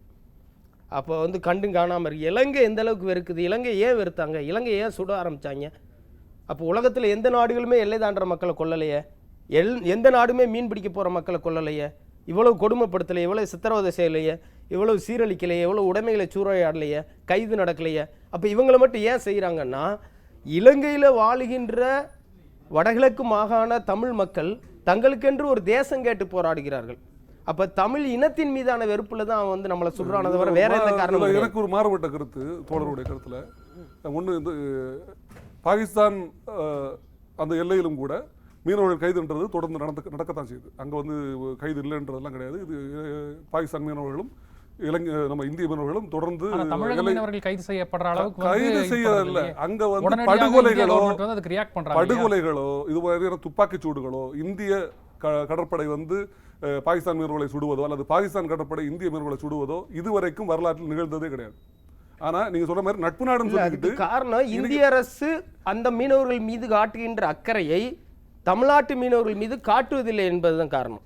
இல்லை, துரதிருஷ்டவசமா அதே மாதிரி தோழர் சொன்ன மாதிரி வந்து அங்கே தமிழ் மீனவர்கள் அப்படி இருக்க சுடுறாங்கன்றது வந்து எனக்கு மாற்று கருத்து இருக்கு. அவங்க தமிழ் மீனவர்கள் அப்படின்றதுக்காக சுடப்படலை. ஒரு உண்மையை சொல்ல போனால் இந்திய மீனவர்கள்ன்றதுக்காக தான் சுடப்படுறாங்க. அங்கே வந்து தெலுங்கர்களோ கன்னடர்களோ இருந்தாலும் அவங்களுக்கும் இதே நிலைமை தான் நடந்திருக்கும். ஆனால் அந்த இனம் ஒட்டுமொத்தமாக அதுக்காக வந்து எந்திரிச்சு நின்று போராடி இருப்பாங்கன்றது வேற விஷயம். தமிழ்நாட்டில் அப்படி ஒரு மிகப்பெரிய எழுச்சி வந்து இந்திய அரசாங்கத்துக்கு கொடுக்கக்கூடிய ஒரு எழுச்சி வந்து ஒட்டுமொத்த தமிழகமாக சேர்ந்து ஒரு போராடலைன்ற ஒரு குறை இருக்கே தவிர அங்கே வந்து அவங்க சுடப்படக்கூடிய காரணம் வந்து தமிழர்கள் என்பதற்காக அல்ல, இந்தியர்கள் என்பதற்காக. இந்தியா மேலே இலங்கையில் இருக்கக்கூடிய சிங்களவர்களுக்கு, அங்கே இருக்கக்கூடிய கடற்படை மொத்தமும் சிங்களவர்கள் தான். சிங்களவர்களுக்கு இந்தியா மீது மிகப்பெரிய வெறுப்பு இருக்கிறது. இப்படி இந்தியா மீது அப்படிங்கும்போது இந்திய அரசாங்கம் ஏன் அவங்களோட நிலைப்பாடு? இந்திய அரசாங்கத்துக்கு தமிழர்கள் மீது அக்கறை கிடையாது. தமிழனை வெறுக்கக்கூடியவன் இந்திய மேல இருக்கக்கூடிய இந்திய அரசாங்கமும் வட இந்திய அரசாங்கமும் நம்ம எப்படி வேணா சொல்லலாம். தமிழர்கள் மீது அக்கறையற்றவர்கள் இங்கே இந்திய அரசாங்கத்தை ஆண்டு கொண்டிருக்கிறார்கள். இந்தியாவை வெறுக்கிறவர்களுக்கு வந்து அவன் வந்து நான் சொல்றேன் இல்லையா, அவன் வந்து ஏன் அடிக்கிறான்னா இந்தியாவுக்கு எதிராக தான் அடிக்கிறான், இந்தியர்கள் என்பதற்காக தான் அடிக்கிறான். அங்க இருக்கக்கூடிய தமிழர்களை வந்து அடிக்கிறானா? இப்போ பாஜக அரசாங்கம் வந்து ஆண்டு கொண்டு இருக்கிறது, நீங்க தமிழர்கள் மேல வெறுப்பு அப்படின்னு சொன்னாலும் இதற்கு முன்னாடி காங்கிரஸ் ஆட்சி, காங்கிரஸும் அதே தான் பண்ணிட்டு எல்லா கட்சியினரும் வந்து தமிழர்கள் மீதான வெறுப்புல தான் அதுக்கு வந்து சும்மா இருக்காங்க. கண்டிப்பா. இப்போ வந்து எங்களை சுடுறதுக்கு தான் கடற்பயிற்சி கொடுத்தாங்களா இல்லையா? இப்போ கொடுத்தாங்களா இல்லையா? ஆயுதங்கள் கொடுத்தாங்களா இல்லையா? இப்போ கொடுத்துட்டு இருக்காங்களா இல்லையா? இன்னைக்கு வரைக்கும் அதான் பண்ணிட்டு இருக்காங்க. இப்போ வந்து என்ன சொல்றாங்க, இப்போ கூட ஒரு கூடங்குளம் அணுகுலை இருக்குதுன்னா அதுக்கு வந்து சைனாவுடைய அச்சுறுத்தல் இருக்கு, அதுக்கு பாதுகாப்பு வேணும்னு சொல்லிட்டு இப்போ பேசிட்டு இருக்காங்க. இதை தானே நாங்கள் சொன்னோம் வைக்கும் போதே, இது சைனாவோட இது வரும் அப்படின்னு சொன்னோம். அதே மாதிரி இலங்கையில் வந்து தமிழர்கள் கொல்லப்படும் பொழுது நீங்கள் தமிழர்கள் வந்து இந்தியாவுக்கு ஆதரவாக இருந்தாங்க. ஈவன் தமிழீழ தேசிய தலைவர் கூட இந்தியாவுக்கு ஆதரவாக தான் இருந்தார். ஆனால் அவர்களுக்கு எதிராக சைனா துணையோடு இருக்கக்கூடிய இலங்கை அரசுக்கு தானே இவங்க ஆதரவு பண்ணாங்க. இவங்க என்ன ஒரு வெளியுறவு கொள்கை வச்சிருக்கிறாங்கன்றதான் கேள்வி. இந்தியாவுக்கு எதிரான வெளியுறவு கொள்கையை காங்கிரஸாக இருந்தாலும் பிஜேபியாக இருந்தாலும் வச்சிருக்காங்க. இந்திய நாட்டு மக்களுக்கு எதிராக இங்க இருக்கக்கூடிய மீனவர்களை கொல்லுகிறவர்களை, இந்திய மீனவனை கொல்றவனுக்கு நீ ஆயுதமும் பயிற்சியும் கொடுக்குறேன்னா நீ யாருக்கு ஆதரவானவன்? அது இந்திய அரசாங்கம் நேரடியாக கொடுக்குறதுன்னு நீங்க நினைக்கிறீங்களா? கண்டிப்பா. இதுல எங்க மறைமுகமாக கொடுக்குறாங்க, வெளிப்படையாக தான் அறிவிச்சு தான் கொடுக்குறாங்க. வருடா வருடம் இத்தனை ஆயிரம் கோடின்னு சொல்லிட்டு அறிவிச்சு தான் கொடுக்குறான். இங்க வந்து எல்லாருக்கும் தெரியத்தான் வந்து அந்த நாட்டுக்கு பயிற்சி கொடுக்குறான். மீனவர்கள் கொல்லப்படும் பொழுது அது இலங்கை மீனவர்கள், இலங்கை கடற்படை இல்லைன்னு சொல்லிட்டு இவன் சான்றிதழ் கொடுக்குறான் இங்க உட்காந்துக்கிட்டு. ஸோ இவங்க எந்த விதத்தில் நமக்கு ஆதரவாக இருக்கிறாங்க? இதே மாதிரி இப்போ வந்து 20 கோடி ரூபாய் நாங்கள் அபராதம் விதிப்போம்னு சொல்லிட்டு வந்து இன்னைக்கு அறிவிக்கிறாங்க இல்லையா? இது மன்மோகன் சிங் ஆட்சி காலத்திலேயே வந்து மன்மோகன் சிங் முன்னிலையிலேயே வந்து ராஜபக்சே அறிவிக்கிறாப்புல. அந்த வளரும் நாடுகளுக்கான மாநாடு ரியோ டி ஜெனீரோவில் நடக்கும் பொழுது 2010 நினைக்கிறேன், அப்போ வந்து அறிவிக்கிறார், நான் வந்து எல்லை தாண்டி நாடை குறிப்பிடாம எங்கள் அருகாமையில் இருக்கும் வடக்கில் இருக்கும் நாட்டில் இருக்கும் மீனவர்கள் எங்களுடைய எல்லை தாண்டி வந்தால் அவர்கள் மீது 20 கோடி ரூபாய் அபராதம் விதிப்பேன் படகுக்கு அப்படின்னு சொல்லிட்டு அவர் அன்னைக்கு அறிவிக்கும் போது அந்த இடத்துல வந்து மன்மோகன் சிங் வாயை திறந்து எந்த மறுப்பும் சொல்லவே இல்லை. அப்புறம் நாம கொடுத்த அழுத்தத்தின் பேரில் அதை நடைமுறைப்படுத்தாமல் விட்டாங்க. ஆனால் இன்னைக்கு அதை விட பெரிய ஒரு ஆஜானுபாகுவானவர், இந்திய நாட்டை பாதுகாக்க நான் தான் வந்திருக்கேன்னு சொல்லக்கூடியவருடைய ஆட்சி காலத்தில் வந்து அவன் அறிவிக்கிறான். அதுக்கு இன்னைக்கு வரைக்கும் இவங்க எந்த ஒரு ரியாக்ஷனும் கொடுக்கல. ஸோ இப்படி தான் இருக்குது. நம்மளை ஆள வர்றவங்க நம்மளை பாதுகாப்பாங்கன்ற நம்பிக்கையோட ஒவ்வொரு தடவையும் நாங்கள் தான் ஏமாந்து போயிட்டு இருக்கோம். நம்ம தமிழக மக்கள் தான் ஏமாந்து போயிட்டு இருக்காங்க. ஒட்டுமொத்தமான அரசியல் பிரச்சனை இதை எடுத்துக்கலாம். இருந்தாலும் தமிழக மீனவர்கள், கைது செய்யப்படக்கூடிய தமிழக மீனவர்கள் இலங்கை சிறையில் என்னென்ன மாதிரியான பிரச்சனைகளை சந்திக்கிறார்கள் என்பது குறித்த ஒரு முழுமையான செய்தி தொகுப்பை தற்போது பார்க்கலாம். எல்லை தாண்டி மீன்பிடித்ததாக தமிழக மீனவர்கள் கைது என்பது செய்திகள் மூலம் தொடர்ந்து வந்து கொண்டுதான் இருக்கின்றன. ஆனால் கைது செய்யப்படும் மீனவர்களோ சிறைகளில் கடும் துன்பத்தை அனுபவிப்பதாகவும் அங்கு இலங்கை சிறைத்துறையினர் தங்களை அடித்து துன்பப்படுத்துவதாகவும் வேதனை தெரிவிக்கின்றனர். இந்தியன் பார்டரை தாண்டிக்கிட்டு இருக்கும்போது இன்ஜின் ட்ரபிள் ஆகி இன்ஜின் ஆஃப் ஆயிடுச்சு. இன்ஜின் ஆஃப் ஆகி நம்ம எல்லையிலேருந்து அந்த எல்லைக்கு வலிஞ்சு போயிடுச்சு. வலிஞ்சு போன பின்னாடி நேய் வந்து எங்களை பிடிச்சி அடித்தாங்க. அடித்து இழுத்துட்டு போயிட்டாங்க. நான் சொன்னேன் இன்ஜின் ட்ரபிள் ஆயிடுச்சு, எல்லை வலிஞ்சு உங்கள் எல்லைக்கு வந்துருச்சுன்னு சொன்னோம். கேட்காம வந்து எங்களை பிடிச்சிட்டு போயிட்டாங்க. போட்டை முட்டி ஆட்களையெல்லாம் அடித்து தலைமன்னார் கொண்டு போயிட்டாங்க. 22ஆம் நைட்டே கொண்டு போயிட்டாங்க. ஒரு 7 மணி 8 மணிக்கெலாம். இந்த பிரச்சனை காலங்காலமாக நடந்துக்கிட்டு இருக்கு. யார் போட்டியிலும் விடுற மாதிரி தெரியல. மத்திய கட்டை, கம்பால, ஸ்டெம்பு, இரும்பு ராடை வச்சு அடித்தாங்க. மத்திய மாநில அரசுகளின் நடவடிக்கைகளுக்கு பிறகு தமிழக மீனவர்கள் விடுவிக்கப்பட்டாலும் அவர்களது படகுகள் என்பது மீட்கப்படுவதே இல்லை என்று மீனவர்கள் தெரிவிக்கின்றனர். இதனால் விடுதலை செய்து தாயகம் திரும்பும் மீனவர்கள் படகுகள் இன்றி தவிக்கும் நிலையும் வாழ்வாதாரத்தை இழக்கும் நிலையும் ஏற்படுகிறது. எனவே விடுதலை செய்வதோடு இல்லாமல் தங்களது படகையும் மீட்க வேண்டும் என்று மீனவர்கள் கோரிக்கை விடுக்கின்றனர். ஒரு 7 மணி வாக்கில் வந்து இலங்கை நேவி வந்து பிடிச்சிட்டாங்க. பிடிச்சி எங்களை அடித்து மன்னாரில் கொண்டு ஆஜர்படுத்தினாங்க. ஆஜர்படுத்தி வவுனா சிறையில் அடைச்சி இருந்தாங்க. 6ஆம் தேதி வாய்தான்னு சொல்லியிருந்தாங்க. இப்போ வந்து 3ஆம் தேதி எங்களை விடுதலை பண்ணியிருக்காங்க. எங்களோட வாழ்வாதாரமே அந்த போட்டில் தான் இருக்குது. அந்த போட்டை வந்து எங்களுக்கு வந்து கண்டிப்பாக விடுதலை செய்யணும் இந்த அரசு. கடலில் சென்று மீன்பிடித்து பிழைக்கும் மீனவர்கள் காரணமின்றி கைது செய்யப்படுவது மட்டுமின்றி சிறை சித்திரவதைகளையும் அனுபவிப்பது வெந்த பொன்னில் வேலை பாய்ச்சும் செயலாகத்தான் இருக்கிறது. கைதான தமிழக மீனவர்கள் எந்தெந்த மாதிரியான பிரச்சனைகள் சந்திக்கிறார்கள் என்பது குறித்த ஒரு முழுமையான செய்தி தொகுப்பை பார்த்தோம். திரு மகேஷ், உங்கள்கிட்ட கேட்க விரும்புகிறேன். இப்போ நிறைய மீனவர்கள் வந்து கைது செஞ்சு தலைமன்னார் சிறையில் வந்து நிறைய பிரச்சனைகளை சந்திப்பதாகவும் அடித்து துன்புறுத்தப்படுவதாகவும் வந்து சொல்கிறாங்க. இந்த பிரச்சனைகள் நீங்கள் எப்படி பார்க்குறீங்க? இல்லை, அங்கே அப்வியஸ்லி நீங்கள் உள்ளே போனீங்கன்னா இந்த காவல்துறை முழுக்க வந்து சிங்களவர்களால் நிரம்பி இருக்கு. இன்றைக்கு வரைக்கும் வந்து தமிழர்களுக்கு காவல்துறை பதவிகளில் வந்து எந்த விதமான இதுவுமே இல்லாத ஒரு சூழல் தான் அங்கே இருக்குது. அங்கே முழுக்க சிங்களமயமாக்கப்பட்ட இனவெறி கொண்ட ஒரு கும்பல் தான் அங்கே வந்து இருக்கும்பொழுது அவங்களுக்கு இந்த மாதிரியான கொடுமைகள் நடக்கத்தான் செய்யும். இதுக்கு முன்னாடியெல்லாம் பார்த்தீங்கன்னா வந்து இதை விட பெரிய கொடுமைகள் நம்ம படகுல இருக்கும்பொழுது நம்மளோட மீனவர்கள் வந்து அனுபவிச்சிருக்காங்க. இதுக்கு செத்து போலான்ற அளவுக்கான கொடுமைகள்லாம் நடந்திருக்கு. அது நம்ம விவரிக்க கூட விரும்பலை பல விஷயங்களை. அந்த போலீஸினுடைய, அதாவது நம்ம குற்றவாளிகளை வந்து போலீஸ் பிடிச்சி நம்ம இங்கே வந்து எந்த அளவுக்கு சித்திரவதை பண்ணுவாங்களோ அதை விட பல மடங்கான சித்திரவதைகளை வந்து நம்ம மீன் பிடிக்கக்கூடிய மீனவர்கள் வந்து அங்கே அனுபவிக்கக்கூடிய அனுபவங்கள்லாம் நடந்திருக்கு. அது மட்டும் இல்லாமல் நம்ம படகுகளை வந்து கொண்டு போய் அதை வந்து மறுபடியும் திருப்பி தராமல் எத்தனையோ லட்சம் அல்லது எத்தனையோ கோடி ரூபாய்க்கான மதிப்புள்ள படகுகள்லாம் வந்து இன்றைக்கு வரைக்கும் அழிஞ்சு போயிருக்கு. இங்கே படகுகள் வந்து ஒவ்வொருத்தரும் தனித்தனியாக எல்லாம் கட்டுறது கிடையாது. ஒவ்வொரு படகுனுடைய விலை பார்த்தீங்கன்னா வந்து 50 லட்சம் 60 லட்சம் 70 லட்சம் 80 லட்சம் 1 கோடி ரூபாய் வரைக்கும் வந்து படகுனுடைய விலை இருக்குது. இது அந்த ஒரு குடும்பத்தில் இருக்கக்கூடியவங்க அத்தனை பேருமே சேர்ந்து பல இடங்களில் கடன் வாங்கி அப்படி தான் வந்து படகுகளை வச்சிருக்காங்க. வெளியே இருக்கிறவங்க நினைப்பாங்க ஏதோ படகு உரிமையாளர் ஏதோ ஒரு பணக்காரர் இருப்பார், மற்றவங்கெல்லாம் வந்து அதில் வந்து கூலிக்காக தொழிலுக்கு போவாங்கன்னு நினச்சிட்டு இருப்பாங்க. அப்படிலாம் இருக்க மாட்டாங்க. நம்முடைய மீனவர்களை பொறுத்த வரைக்கும் ஒரு குடும்பத்தில் இருக்கிறவங்கெல்லாம் சேர்ந்து கடனை உடனே வாங்கி தான் ஒரு படகை போடுவாங்க. ஒரு 6 பேர் போகிறாங்கன்னா 3 பேராவது அந்த ஒரு குடும்பத்துக்குள்ளே இருப்பாங்க. அது 6 பேருமே ஒரே குடும்பத்தை சேர்ந்தவங்களாக தான் இருப்பாங்க. இப்படி தான் ஒவ்வொரு படகுனுடைய இதுவுமே. அந்த படகு போச்சுன்னா அதோட அந்த குடும்பமே வந்து நிர்கதியாகக்கூடிய ஒரு சூழல் தான் உருவாகும். ஸோ இப்படியான கொடுமைகளை தான் வந்து நம்முடைய மீனவர்கள் வந்து தொடர்ந்து அனுபவிச்சுட்டு இருக்காங்க. நிச்சயமாக மீனவர்கள் வந்து எந்த அளவுக்கான கொடுமைகளை வந்து அனுபவிச்சு வராங்க அப்படின்னு பார்த்தோம். திரு ஜான்சன், சட்ட ரீதியிலும் சரி மனித உரிமை மீறல் அப்படிங்கிற விதத்திலையும் பார்த்தா இது எந்த அளவுக்கான ஒரு மீறலாக இருக்கிறது? இலங்கை அரசாங்கம் தமிழக மீனவர்களை வந்து இந்த சிறையில் வந்து கொடுமைப்படுத்துவது அப்படிங்கிறது எந்த அளவுக்கான ஒரு மனித உரிமை மீறலாக இருக்கிறது? சட்ட ரீதியில் இது எந்த அளவுக்கான தவறான ஒரு விஷயம்?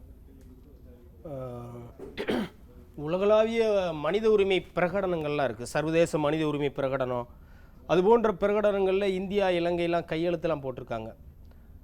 இலங்கையினுடைய செயல்பாடுகள் என்பது வந்து வாழ்வியலுக்காக மீன்பிடிக்க செல்கின்ற மக்கள் மீது இலங்கை தொடுக்கின்ற இந்த மனித உரிமை மீறல்கள் என்பது பன்னாட்டு சட்டங்கள், மனித உரிமை சட்டங்கள், மரபுகள், மதிப்பீடுகள் அனைத்துக்குமே ஒரு எதிரானதாக இருக்குது. இலங்கையினுடைய அத்துமீறல்கள், மனித உரிமை மீறல்கள், மீனவர்களுக்கு இழைக்கின்ற துயரங்களுக்கான நீதியை கேட்க வேண்டிய இடத்துல, பன்னாட்டு சட்டத்தின் அடிப்படையில் நீதியை கேட்க வேண்டிய இடத்துல இந்தியா தான் இருக்குது.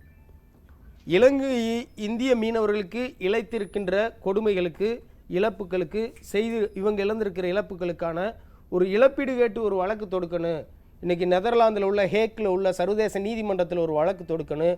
அல்லது கடல் சட்டங்கள் குறித்த பல்வேறு நீதிமன்றங்கள் இருக்குது, அந்த நீதிமன்றத்தில் ஒரு வழக்கு தொடுக்கணும். அல்லது இந்தியாவிலேயே உச்ச நீதிமன்றம் ஏற்கனவே ஒரு பெருபாரி வழக்கில் வந்து இந்த இடத்த வந்து இப்படி கொடுக்கக்கூடாது அப்படின்னு சொல்கிற ஒரு வழங்க முன்னோடி தீர்ப்பையும் சுட்டி காட்டி இது போன்ற கச்சதீவு விஷயத்தில் இப்படிலாம் நடந்திருக்குன்னு அந்த கச்சதீவை திரும்ப பெறுவதற்கு ஒரு வழக்கு தொடுக்கிறது அப்படிங்கிறதுலாம் இந்திய அரசு தான் அதை செய்ய வேண்டிய கட்டாயத்தில் இருக்குது. அப்போ சர்வதேச மனித உரிமைகளுக்கு முற்றுமுழுக்க எதிரான ஒரு செயல் தான் இலங்கை செஞ்சுக்கிட்டு இருக்கிறது. அது இந்திய அரசுக்கு நல்லா தெரியும். அவங்க அதுல நடவடிக்கை எடுக்க அவங்க தயார் இல்லை. இது தமிழ் மக்களுடைய இந்த கேள்வி முடிச்சுக்கிறேன். இப்போ வந்து சர்வதேச நீதிமன்றங்கள் வந்து இப்போ மனித உரிமைகள் மீறல் நடந்த போதும், இனப்படுகொலை அப்படின்னு சொல்லக்கூடிய இந்த கொலைகள் நடந்த போது சர்வதேச நீதிமன்றமே வந்து கேள்வி கேட்டிருக்கு, ஏன் இந்த மாதிரியான விஷயங்கள் நடக்குது அப்படின்னு. இப்போ இந்த மாதிரி மீனவர்கள் வந்து கைதாகும் போதோ, மீனவர்கள் வந்து இந்த மாதிரி சுடப்படும் போதோ சர்வதேச நீதிமன்றங்கள் தானாக முன் வந்து ஏன் வந்து கேள்வி கேட்கல? இன்னும் இல்லை, பன்னாட்டு அம்னஸ்டி இன்டர்நேஷனல், சர்வதேச மனித உரிமைகள் ஆணையம், இது போன்ற வந்து அமைப்புகளுக்கு தமிழ்நாட்டு மீனவர்கள் மீதான மனித உரிமை மீறல்கள் குறித்த பல்வேறு முறையீடுகள், மனுக்கள் அனுப்பப்பட்டுள்ளது. அந்த குரல் என்பது மிகவும் வந்து ஒரு அமுக்கப்பட்ட ஒரு குரலாக இருக்குது. காரணம் என்னென்னா, இதை எடுத்து செல்வதற்கு ஒரு மிகப்பெரிய ஒரு லாபி கிடையாது தமிழ்நாட்டு மீனவ மக்கள்கிட்ட. எடுத்து செல்வதற்கு ஒரு பெரிய வலிமையான ஒரு இயக்கம் கிடையாது, அமைப்பு கிடையாது. எடுத்து சொல்ல வேண்டிய இடத்தில் இருக்கின்ற இந்தியா வந்து இதுக்கு எதிரான கருத்தில் இருக்குது. ஆம், மனித உரிமை மீறல்கள் நடக்கிறது, ஆம் எமது மீனவர்கள் கைது செய்யப்படுகிறார்கள், சித்திரவதை செய்யப்படுகிறார்கள், கொலை செய்யப்படுகிறார்கள், அவர்களது உடைமைகள் கொள்ளையடிக்கப்படுகிறது, அவர்களுடைய படகுகள் சேதப்படுத்தப்படுகிறது, கச்சதீவு ஒப்பந்தத்தை பல்வேறு சரத்துக்கள் இங்கு மீறப்படுகிறது, பாரம்பரியமாக பாக்குநீரிணை பகுதியில் மீன்பிடித்து கொண்டிருக்கக்கூடிய பாரம்பரிய மீனவர்கள் வந்து பெரும் கொடுமைக்கு ஆளாக்கப்படுகிறார்கள். இதெல்லாம் உண்மைதான் என்று சொல்வதற்கு இந்தியா தயாரல்ல. இந்தியா என்ன சொல்லுதுன்னா, அப்படிலாம் எதுவும் நடக்கலைங்கிற மாதிரி சொல்கிறாங்க. இதே மதுரை உயர்நீதிமன்றத்தில் ஒரு வழக்கில் இந்தியா வந்துட்டு கச்சதீவு மீட்பு குறித்துலாம் நாங்கள் பேச முடியாது அப்படிங்கிற மாதிரியே வந்து அஃபிடவிட்டாக போட்டாங்க. உச்சநீதிமன்றத்திலே அந்த வழக்கு நிலுவையில் இருக்குது. அப்போ அது இந்தியாவின் பகுதி அல்ல அப்படிங்கிற அளவுக்கு அவங்க வந்துட்டாங்க. அதே மாதிரி இந்திய மீனவர்கள் எல்லை தாண்டி செல்வதால் மட்டுமே பாதிக்கப்படுகிறார்கள்ங்கிற கருத்தில் இந்திய அரசு உறுதியாக இருக்குது. அப்போ நோய் நாடி நோய் முதல் நாடி அது தணிக்கும் வாய் நாடி வாய்ப்பை செயல்னு வள்ளுவர் சொல்கிற மாதிரி பிரச்சனை என்ன, பிரச்சனைக்கான காரணம் என்ன, இதற்கான தீர்வு என்ன அப்படிங்கிற தேடுறதுலேயே அவங்க முனைப்பு காட்டலை. சர்வதேச கண்ணோட்டத்தின் அடிப்படையில் இந்த பிரச்சனையை தீர்ப்பதற்கும் முனைப்பு காட்டலை. ஏற்பட்ட இழப்புகளுக்கு இழப்பீடை இலங்கை அரசிடமிருந்து கேட்டு பெறுவதற்கும் தயாராக இல்லை. இலங்கை அரசின் மீது கடுமையான நடவடிக்கைகள் எடுப்பதற்கும் தயாராக இல்லை. அப்போ இது ஒரு தொடரும் துயரமாகவே இருக்குது. திரு மகேஷ் இல்ல, குறுக்கிட ஒரே- விரும்புனீங்க. ஒரு இணைப்பு நான் இவங்க சொல்லிடுறேன். கேள்வி முடிச்சார நீங்க குறுக்கிட விரும்பின விஷயத்தையும் சேர்த்து சொல்லுங்க. இப்போ வந்து மத்திய அரசாங்கம் வந்து இந்த மாதிரியான விஷயங்கள்ல தலையீடு எதுவும் பெரிய விதத்துல வந்து தலையீடு இல்லை அப்படிங்கிற மாதிரியான கருத்துக்கள் வந்து சொல்லப்படுது. இருந்தாலும் தமிழக அரசு வந்து இந்த மாதிரியான விஷயங்கள்ல மத்திய அரசுக்கு எந்த அளவுக்கான அழுத்தம் கொடுக்கணும்னு நீங்க நினைக்கிறீங்க? இல்லை அதுதான் நான் சொல்ல வந்தேன். தமிழக அரசாங்கமே இந்த கச்சத்தீவு அந்த விஷயத்தில் வந்து தமிழகத்துக்கு உரிமையானதுன்ற அடிப்படையில் முதல்ல அதிமுக அரசாங்கம் வந்து அதிமுக கட்சி வந்து போடுது. இவங்க ஆட்சிக்கு வந்த பிறகு என்ன பண்ணுறாங்கன்னா அவங்களே வந்து அதை அந்த இதை வந்து இது பண்ணுறாங்க. அதுக்குள்ளே வந்து வருவாய்த்துறை வந்து இணைச்சு இன்றைக்கி வந்து அந்த வழக்கை வந்து தமிழ்நாடு அரசாங்கமே எடுத்து பண்ணிட்டு இருந்துச்சு. அதில் பார்த்தீங்கன்னா இந்திய அரசாங்கம் அதுக்கு எதிராக வந்து வாதாடினாங்க, இலங்கைக்கு ஆதரவாக. இது இலங்கை கொடுத்ததா நீ இதெல்லாம் கேட்கக்கூடாதுன்ற மாதிரி இந்திய அரசாங்கம் வாதாடுது. இதுதான் இங்கே இருக்கக்கூடிய சூழல். நான் தான் முதல்லேருந்தே சொல்லிட்டு இருக்கிறேன். இவங்க வந்து இங்கே வந்து கூட்டங்களில் பேசும்பொழுது மைக்க பிடிச்சி பேசும்போது பேசுறது வேற, ஓட்டு வாங்கும்போது பேசக்கூடிய பேச்சு வந்து வேற. மற்றபடி இவங்க செயல்பாடுகள்ன்றது வந்து இந்த நாட்டுக்கு விரோதமாக இருக்குது. அந்த தேச விரோத செயலை வந்து அவங்க செஞ்சுட்டு இருக்காங்க. இந்த நாட்டினுடைய ஒரு அந்த லே லடாக் பகுதி இருக்கு இல்லையா, அங்கே ஒரு அடி இடத்த வந்து நான் கொடுத்துட்டேன்னு சொல்லிட்டு சொல்ல முடியுமா? இதே மாதிரி காஷ்மீரில் இருக்கக்கூடிய ஒரு பகுதியை வந்து நான் பாகிஸ்தானுக்கு கொடுத்ததான்னு சொல்லிட்டு இவங்க வந்து பேச முடியுமா? அப்போது இங்கே இருக்கக்கூடிய இந்தியாவுக்கு சொந்தமான இந்தியாவுடைய மக்கள் வசிக்க பெருமளவான மக்கள் உபயோகப்படுத்தக்கூடிய ஒரு பகுதியை, ஒரு வளமான பகுதியை இவங்க வந்து கொடுத்துட்டு இனிமேல் இதை வந்து அதை வந்து சட்டப்பூர்வமாக அதில் வந்து நமக்கு உரிமை இருக்குன்னு சொல்லிட்டு அந்த மாநில அரசாங்கமே வழக்கு தொடுக்கும் பொழுது அதுக்கு எதிராக எதிரி நாட்டுக்கு ஆதரவாக இவங்க வாதாடுறாங்கனாலே தெரிஞ்சு உங்களுக்கு புரியும்னு நினைக்கிறேன். இவங்க முழுக்க இந்திய மக்களுக்கு எதிராக தான் இவங்க வந்து செயல்பட்டு இருக்கிறாங்க. நான் மறுபடியும் சொல்கிறேன், இது வந்து பாகிஸ்தான் நாட்டுக்காரனுக்கு இவங்க கொடுத்துட்டு பாகிஸ்தானுக்கு ஆதரவாக பேசிட்டு இந்திய நாட்டுக்குள்ளே இவங்க வந்து அரசியல் பண்ண முடியுமா? இன்னொரு விஷயம், இப்படியான விஷயங்கள் வந்து தமிழ்நாட்டை தாண்டி வெளியே யாருக்கும் தெரிய மாட்டேங்குது. கச்சத்தீவுன்னு ஒரு விஷயம் இருக்குது, அதை வந்து இவங்க வந்து இலங்கைக்கு தாரவாக்குறாங்க. அதே மாதிரி இங்கே இருக்கக்கூடிய மீனவர்கள் வந்து இலங்கை கடற்படையால் சுட்டுக் கொல்லப்படுறாங்கன்ற விஷயம் தமிழகத்தை தாண்டி இது பேசப்படலை அப்படிங்கிறது வந்து ஒரு முக்கியமான குற்றச்சாட்டு தான். அதை எடுத்துக்கலாம். திரு ஜான்சன், இப்போ பார்த்தீங்க அப்படின்னா இந்த இலங்கை அரசாங்கம் வந்து சில விதமான தடைகள் வந்து வச்சுருக்காங்க. இரட்டைமடி வலைகளை வந்து நீங்கள் யூஸ் பண்ணக்கூடாது, இது மாதிரியான தடைகள்லாம் வச்சுருக்காங்க. இலங்கை சேர்ந்த மீனவர்கள் வந்து கடல் எல்லையை தாண்டும் போது பெரிய அளவிலான பாதிப்புகள் இல்லை. கைதுகள் 1-2 இருந்தால் கூட பெரிய அளவில் இல்லை. ஆனால் தமிழக மீனவர்கள் மட்டும் கரையை தாண்டும் போது அதிகபட்சமான பாதிப்புகள் இருக்கிறது. இந்த தடை செய்யப்பட்ட இந்த விஷயங்கள் குறித்து நீங்கள் என்ன நினைக்கிறீங்க? இந்த ஒட்டுமொத்த தமிழக கடற்கரையில் 1960களில் நார்வேஜியன் ப்ராஜெக்ட் அப்படின்னு சொல்கிற ஒரு மீன்பிடி முறையை புகுத்துறாங்க. அதை வந்து ஆங்கிலத்தில் ட்ரால் நெட் ஃபிஷிங் சொல்லுவாங்க, இழுவலை மீன்பிடி முறை. அந்த இழுவலை மீன்பிடி முறை 1970களில் தொடங்கி வேகம் எடுத்து 1980களெல்லாம் வீரியமாக போய் 1990 இன்றைக்கி 2000கள் அது எப்படி வந்து நிற்கிதுன்னா வந்து அதில் கொல்லிமடி, ரெட்டைமடி, மிகப்பெரிய ராட்சத வலைகள், ஒரே வலையை 2 பெரும் படகுகள் இழுத்துட்டு போகிறது அப்படிங்கிற தவறான மீன்பிடி கொள்கைகள் வந்துடுது. ஒரு காலத்தில் மீன்பிடி முறை என்பது உள்நாட்டு சந்தையை மையப்படுத்தியே இருந்துச்சு, ஒரு பண்டமாற்று முறையாகவே இருந்துச்சு, ஒரு மீனை கொடுத்துட்டு அரிசியை வாங்கிக்கிற அளவுக்கு கூட இருந்துச்சு. அப்போ மீன்பிடி தொழில் என்பது எப்பொழுது அந்நிய செலவாணிக்குரியதாக ஏற்றுமதிக்குரியதாக மாறுதோ தவறான மீன்பிடி கொள்கையிலே அரசுகள் அவசரப்பட்டு நடைமுறைப்படுத்துகிறாங்க. பெரும் கொள்ளை லாபங்கள் அடிக்கணும், பெரும் வணிகர்கள் வளர்த்துடணும். ஏற்றுமதியில் அது மீன் பிடிக்கிறவனுக்கு ஒன்றும் கிடைக்க போகிறது கிடையாது. அப்போ ஏற்றுமதி நிறுவனங்கள் வந்து பகாசுர கொள்ளைகள் அடைப்பதற்காக இந்த மாதிரி ஒரு மீன்பிடி முறையை புகுத்துறாங்க. அந்த மீன்பிடி முறை இந்த 2 நாடுகளுக்கு இடைப்பட்ட ஒரு ஐயா சொன்னது மாதிரி ஒரு குளம் குட்டை போன்ற ஒரு பகுதி, ஒரு பாக் நீரிணை பகுதி என்பது ஒரு பெரிய குளம், அவ்வளோதான். அந்த பகுதியில் வந்து அந்த மீன்பிடி முறைகள் முற்று முழுக புகுத்தப்பட்டுச்சு. அந்த மீன்பிடி முறை இந்திய மீனவர்களால், தமிழ்நாட்டு மீனவர்களால் புகுத்தப்பட்டதற்கு அந்த மீனவர்களை நாம் குற்றம் சொல்ல முடியாது. அரசனுடைய வந்து நெடுநோக்கு கண்ணோட்டம் இல்லாத, அறிவியல் பூர்வமான பார்வை இல்லாத, அல்லது சுற்றுச்சூழலுக்கு பாதிப்பு விளைவிக்காத வந்து ஒரு நல்ல நெடுநோக்கு திட்டம் இல்லை. அந்த தவறான மீன்பிடி திட்டங்கள் எப்படி ஆகுதுன்னா அந்த பாக்கு நீரிணையினுடைய பெரும் மீன் வளங்களை, கடல் வளங்களை, இயற்கை வளங்களை அளிக்கின்ற விதத்தில் மாறுங்கிறத நாம் வந்து மனப்பூர்வமாக ஒப்புக்கொண்டாக வேண்டும். 4 நூற்றாண்டு காலம் பெரும் போரில், துன்பத்தில், துயரத்தில் வாழ்ந்துட்டு வர்ற யாழ்ப்பாணம் மற்றும் மன்னார் மாவட்டத்தைச் சேர்ந்த தமிழ் மீனவர்கள் அவங்களுடைய மீன்பிடி முறைகள் வந்து ஒரு சிலர் அவங்களே இதே மாதிரியான மீன்பிடி முறைகளில் குறைந்த விழுக்காடு செய்கிறாங்க, இல்லைன்னு சொல்லலை. ஆனால் பெருவாரியான மக்கள் அவங்க வந்து ஒரு வலையை போட்டு அடுத்த நாள் காலையில் போய் அதில் வர்ற மீனை எடுத்துகிட்டு வர்றது, ஒரு கூண்டு மாதிரி ஒன்று செஞ்சு நார்லேயோ அல்லது கம்பியிலையோ பின்னி அதை கொண்டு போய் கடலுக்குள்ள மீன் மண்டைகளை போட்டு வச்சுட்டு வந்துடுறது. அடுத்த நாள் போயிட்டு அந்த கூண்டை எடுத்துகிட்டு அந்த மீனை எடுத்துகிட்டு வந்துடுறது. பட்டி மாதிரி சுற்றி ஒரு பெரிய பட்டியை கட்டி அதுக்குள்ளே ஒரு முறையை புகுத்தி அதுக்குள்ளே போகிற மீன் திரும்பி வெளியே வர முடியாது. அப்படி ஒரு முறையை புகுத்துறது. அப்போ தமிழ் மீனவர்கள், இலங்கையில் வாழ்கின்ற தமிழ் மீனவர்களுடைய மீன்பிடி முறைகள் என்பது இயற்கை வளத்தை, கடல் வளத்தை பெரிய அளவில் பாதிக்காத விதத்தில் அமைந்திருக்கின்றது என்பது உண்மை. தமிழ்நாட்டிலிருந்து மீன்பிடிக்கின்ற நமது மீனவர்கள் பெரும் படகுகளில் சென்று பயன்படுத்துகின்ற அந்த மீன்பிடி முறைகள் என்பது ஒட்டுமொத்தமான இல்லை. அந்த விசைப்படகு மீன்பிடி முறை, இழுவலை மீன்பிடி முறை, கொல்லிமடி மீன்பிடி முறை, இரட்டைமடி மீன்பிடி முறை என்பது அந்த கடல் வளத்தை பாதிப்பது என்பது, அதனால் அவர்கள் பாதிக்கப்படுகிறார்கள் என்பது உண்மை.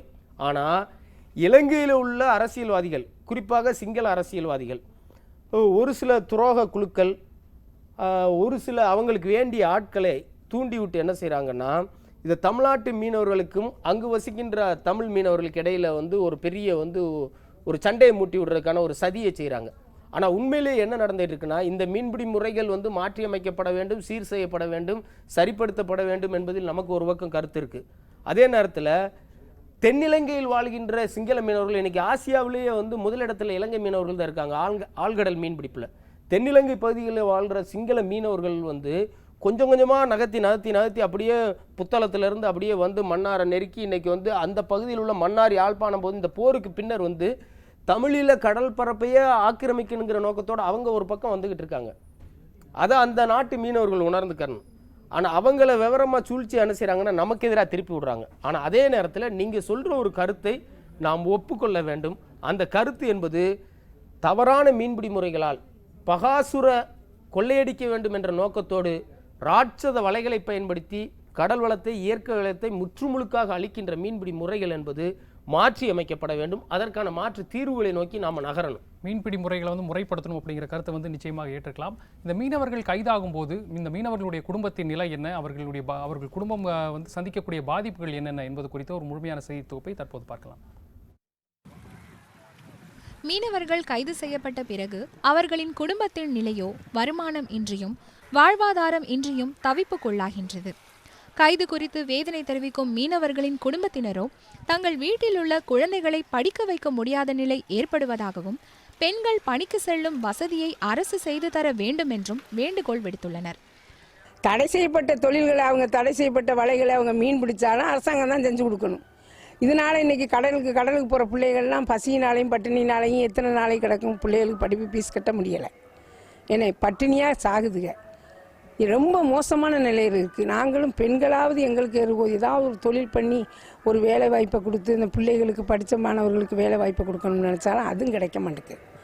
பெண்களுக்கு ஒரு வேலை வாய்ப்பை தேடி ஒரு நாள் 200-200 300 உழைச்சாலும் அந்த குடும்பத்தை, வாழ்வாதாரத்தை பார்க்கலாம்னு சொல்லி அரசாங்கத்திட்டையும் நாங்களும் போராடத்தான் செய்கிறோம். அதற்கான வழிகளையும் அந்த அரசாங்கம் செஞ்சு கொடுக்கணும். வருமானம் என்பது முற்றிலும் முடங்குவதால் உண்ண உணவு கூட இல்லாத நிலை ஏற்படுவதாகவும் மீனவர்களின் குடும்பத்தினர் வேதனை தெரிவிக்கின்றனர். மீன் வளம் இப்போ பாதிக்கப்பட்டிருக்குன்னு சொல்லிட்டு இன்னைக்கு மீன் தொழிலே நாங்கள் பாதிக்க அளவில் நாங்கள் இருந்துக்கிட்டு இருக்கோம். மீனவருடைய வாழ்வாதாரம் இன்னைக்கு பாதிக்கப்பட்ட நிலையில பசியும் பற்றியுமா கடந்து, போட்டு போகாமையும் போயும் கடந்து, எங்கள் பிள்ளைகளோட சாப்பாட்டு கூட வழி இல்லாமல் ரொம்ப ஒரு சூழ்நிலை நாங்கள் தவிச்சுக்கிட்டு இருக்கோம். இந்த மீனவர் மக்கள் இன்னைக்கு பார்த்தீங்கன்னா எத்தனையோ விதவைகள் தான் எங்கள் ஊரில் இருக்காங்க. இந்த தீவுக்குள்ள பார்த்தீங்கன்னா நேவிகாரன் சுட்டு இன்னைக்கு விதவைகள் தான் மிஞ்சி இருக்காங்க. மற்றபடி வாழ்வாதாரம் கிடையாது எங்களுக்கு. இன்னும் பார்த்தீங்கன்னா இன்னும் சுட்டு இன்னும் தலைன மீனை அங்கே போய் போட்டை பிடிக்கணும் அப்படின்னு சொன்னால் எங்களோட வாழ்வாதாரம் எதுவும் கேள்விக்குறியாக இருக்குது. தங்கள் வாழ்வாதாரமாக திகழும் படகுகளை இலங்கை கடற்படையினர் பறிமுதல் செய்வதால் மீன்பிடி தொழிலை செய்ய முடியாத நிலை ஏற்படுவதாகவும், இவ்வாறு மீனவர்கள் ஆங்காங்கே உயிரிழப்பதற்கு பதிலாக அனைத்து மீனவர்களையும் கொன்றுவிடுங்கள் என்று மனதை உருக்கும் வகையில் தெரிவிக்கின்றனர். ராமேஸ்வரம் 10-100 போட்டு கூட கிடையாது. இன்னைக்கு ராமேஸ்வரத்தில் 4 போட்டை பிடிச்சிட்டாங்களாம். 3 நாளா அதே தெரியல இத்தனை எண்ணிக்கைன்னு. 15 பேர் இருக்கும்போது மறுபடியும் கொண்டு செயல் அடைச்சிருக்காங்க. இப்படியே எங்கள் வாழ்க்கை போய்கிட்டு இருந்துச்சுன்னா இந்த மீனவர்கள் எப்படித்தான் பிழைக்கலாம்னு இந்த அரசு நினைச்சிருக்குன்னு எங்களுக்கு தெரியல. மொத்தமாக இந்த மீனவர்களை அழிச்சிட வேண்டியதானே. இப்படி கொஞ்சம் கொஞ்சமாக எங்களை அழிக்கிறதுக்கு மொத்தமாக மீனவர்களை ஒரு லக்கத்தில் கூப்பிட்டு கொண்டு வச்சு மண்ணெண்ணெயை ஊற்றி தீய வச்சிட வேண்டியதானே. இந்த அரசு, மத்திய அரசு, மாநில அரசும் சேர்ந்து இந்த மீனவர்களுக்கு வாழ்வாதாரமே நொறுக்கி கொண்டிருக்கு. மீனவ குடும்பங்கள் எந்த மாதிரியான பிரச்சனைகளை சந்திக்கின்றன என்பது குறித்த ஒரு செய்தி தொகுப்பை பார்த்தோம். திரு மகேஷ், ஒரு மீனவர் வந்து கைது செய்யப்படும் போது பல மாதங்கள் தலைமன்னார் போன்ற சிறைகளில் சிறை வைக்கப்படும் போது இங்கே அவரை சார்ந்து வாழக்கூடிய இங்கே குடும்பம் அப்படிங்கிறது ரொம்பவே அவருடைய வாழ்வாதாரம் அப்படிங்கிறது ரொம்பவே ஒரு பாதிப்புக்குள்ளாகக்கூடிய ஒரு விஷயமாக இருக்குது. இது வந்து அவங்களுடைய குடும்பம் அடுத்த கட்ட நிலைக்கு செல்லணும் அப்படின்னா அவரை நம்பி தான் இருக்காங்க. அப்படி இருக்கிற பட்சத்தில் அவர் பல மாதங்கள் சிறையில் இருக்கும்போது இந்த குடும்பத்தினர் என்ன செய்வாங்க, அவருடைய பிரச்சனைகள் எந்த அளவுக்கு வந்து ரொம்ப சீரியஸான ஒரு விஷயமா இருக்குது? இல்லை, கண்டிப்பாக ரொம்ப கஷ்டமான விஷயம்.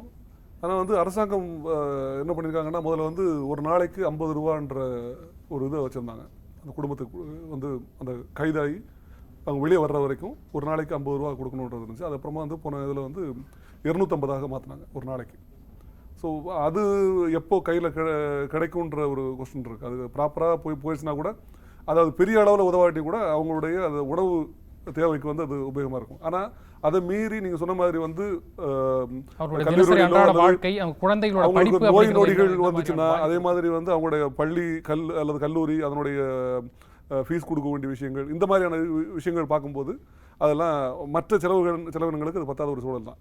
நம்முடைய மீனவர்களை பொறுத்த வரைக்கும் இன்றைக்கி வந்து ஓரளவுக்கு நல்ல வருவாய் ஈட்டக்கூடிய ஒரு தொழில் தான். அதில் வந்து மாற்றுக்கிறதே கிடையாது. மீன்பிடி தொழிலை பொறுத்த வரைக்கும் ரொம்ப கடினமான தொழில், ரொம்ப ஆபத்தான தொழில்.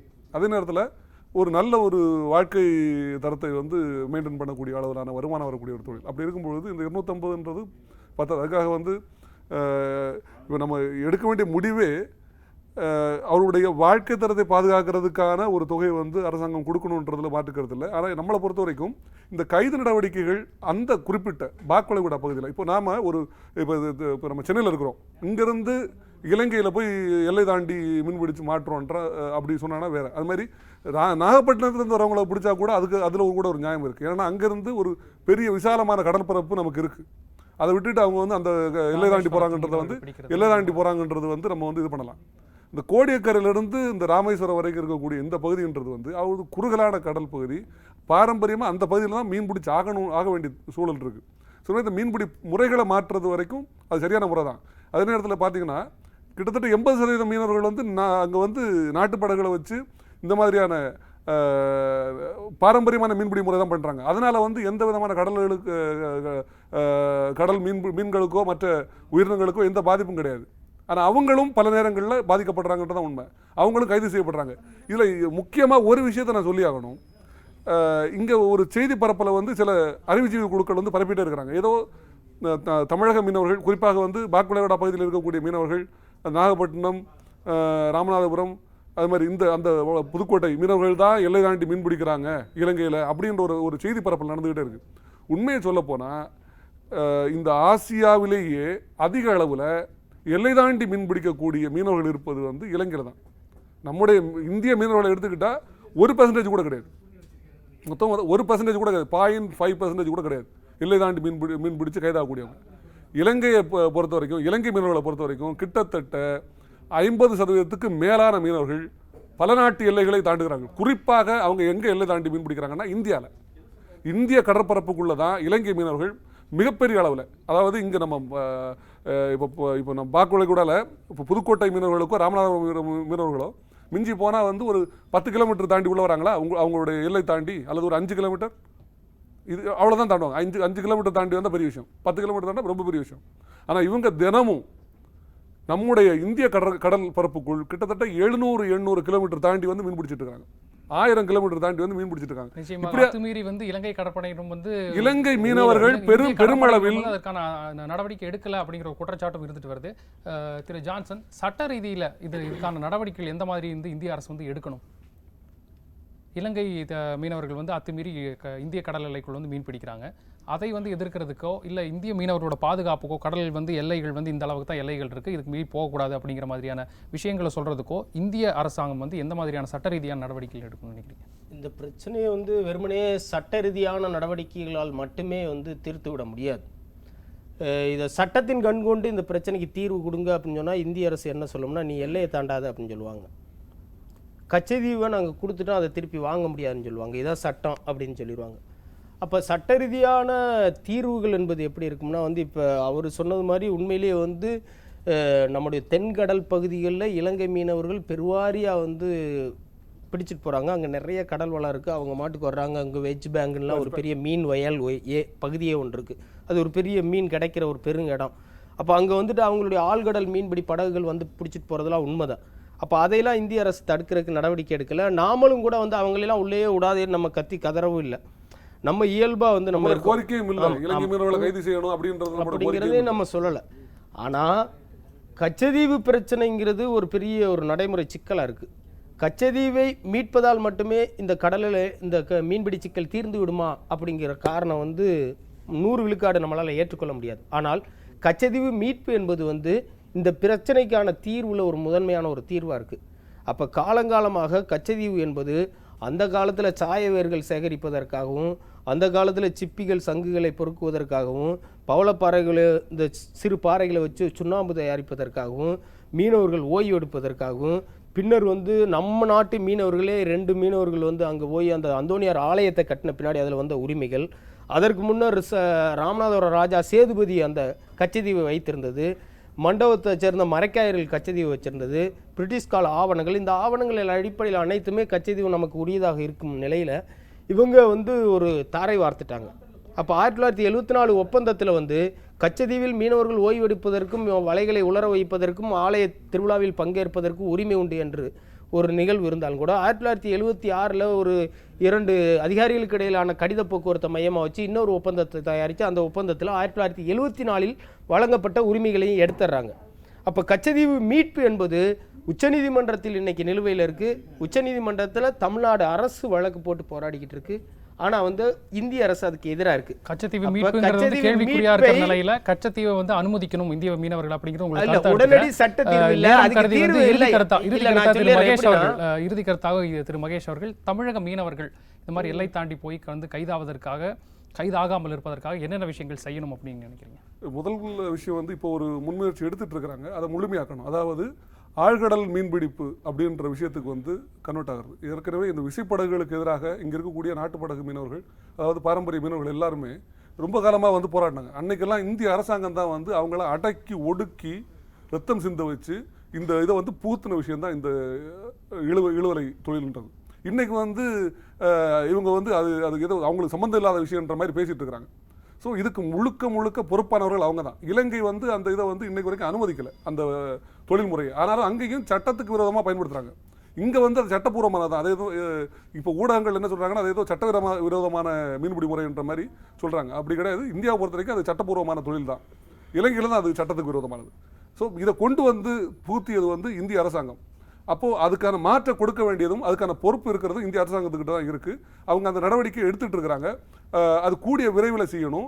அது உண்மையான பயனாளிகளுக்கு அந்த படகுகள் போய் சேரணும். இங்கே வந்து பல்வேறு பெருமுதலாளிகளும் மீனவர்கள் என்கிற போர்வையில் இன்னைக்கு வந்து படகுகளை வாங்கி வச்சுக்கிட்டு அவங்க தான் எனக்கு தெரிஞ்சு என்னோட அறிவு கேட்டிய வரையில் எல்லை தாண்டி சென்று கொடுமையான முறையில் மீன்பிடிக்கக்கூடியவர்களில் பெரும்பாலானவர்கள் மீனவர்களே கிடையாது. அதாவது பாரம்பரிய மீனவர்களே கிடையாது. வியாபார நோக்கத்தோட மத்திய மாநில அரசுகள் இது குறித்து நடவடிக்கை எடுக்க வேண்டும் அப்படிங்கிறத உங்களுடைய இறுதி கருத்தாக எடுத்துக்கிறேன். திரு ஜான்சன், இறுதி கருத்தா ரொம்ப சுருக்கமாக வந்து இதுக்கான தீர்வு என்னவாக இருக்க முடியும்? பாக் நீரிணை கடல் பகுதியில் கடல் வளத்தை அளிக்கக்கூடிய பகாசுர மீன்பிடி முறைகள் படிப்படியாக நிறுத்தப்பட்டு அந்த பகுதியில் 2 நாடுகளையும் சேர்ந்த தமிழ் மீனவர்கள் எப்பகுதிக்கும் சென்று மீன் பிடிப்பதற்கான பாரம்பரிய உரிமையை நிலைநாட்டணும். 1. ஏற்கனவே விசைப்படகுகளை பயன்படுத்தி கொண்டிருக்கின்ற மீனவர்களுக்கு போர்க்கால அடிப்படையில் ஆழ்கடல் பெரும் படகுகளை உருவாக்கி தொலைதூர கடல்களுக்கு சென்று மீன் பிடித்து திரும்பி வருவதற்கான வாய்ப்பு வசதிகளை அவர்களுக்கு செய்து கொடுக்க வேண்டும். 2. கச்சதீவை குத்தகை அடிப்படையிலாவது இந்திய அரசு திரும்ப பெற வேண்டும். நிச்சயமாக உங்களுடைய கருத்துக்களை ஏற்றுக்கலாம்.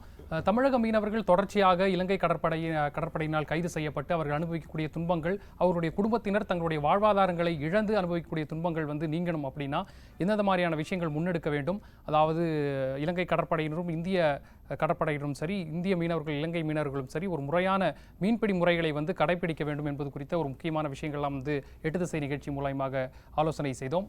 எங்களுடைய அரங்கத்திற்கு வந்து இந்த நிகழ்ச்சியில் பலவிதமான கருத்துக்களை பகிர்ந்துகிட்ட இருவருக்கும் ரொம்ப நன்றி. மீண்டும் ஒரு 8 திசை நிகழ்ச்சியில் சந்திப்போம் நண்பர்களே. வணக்கம்.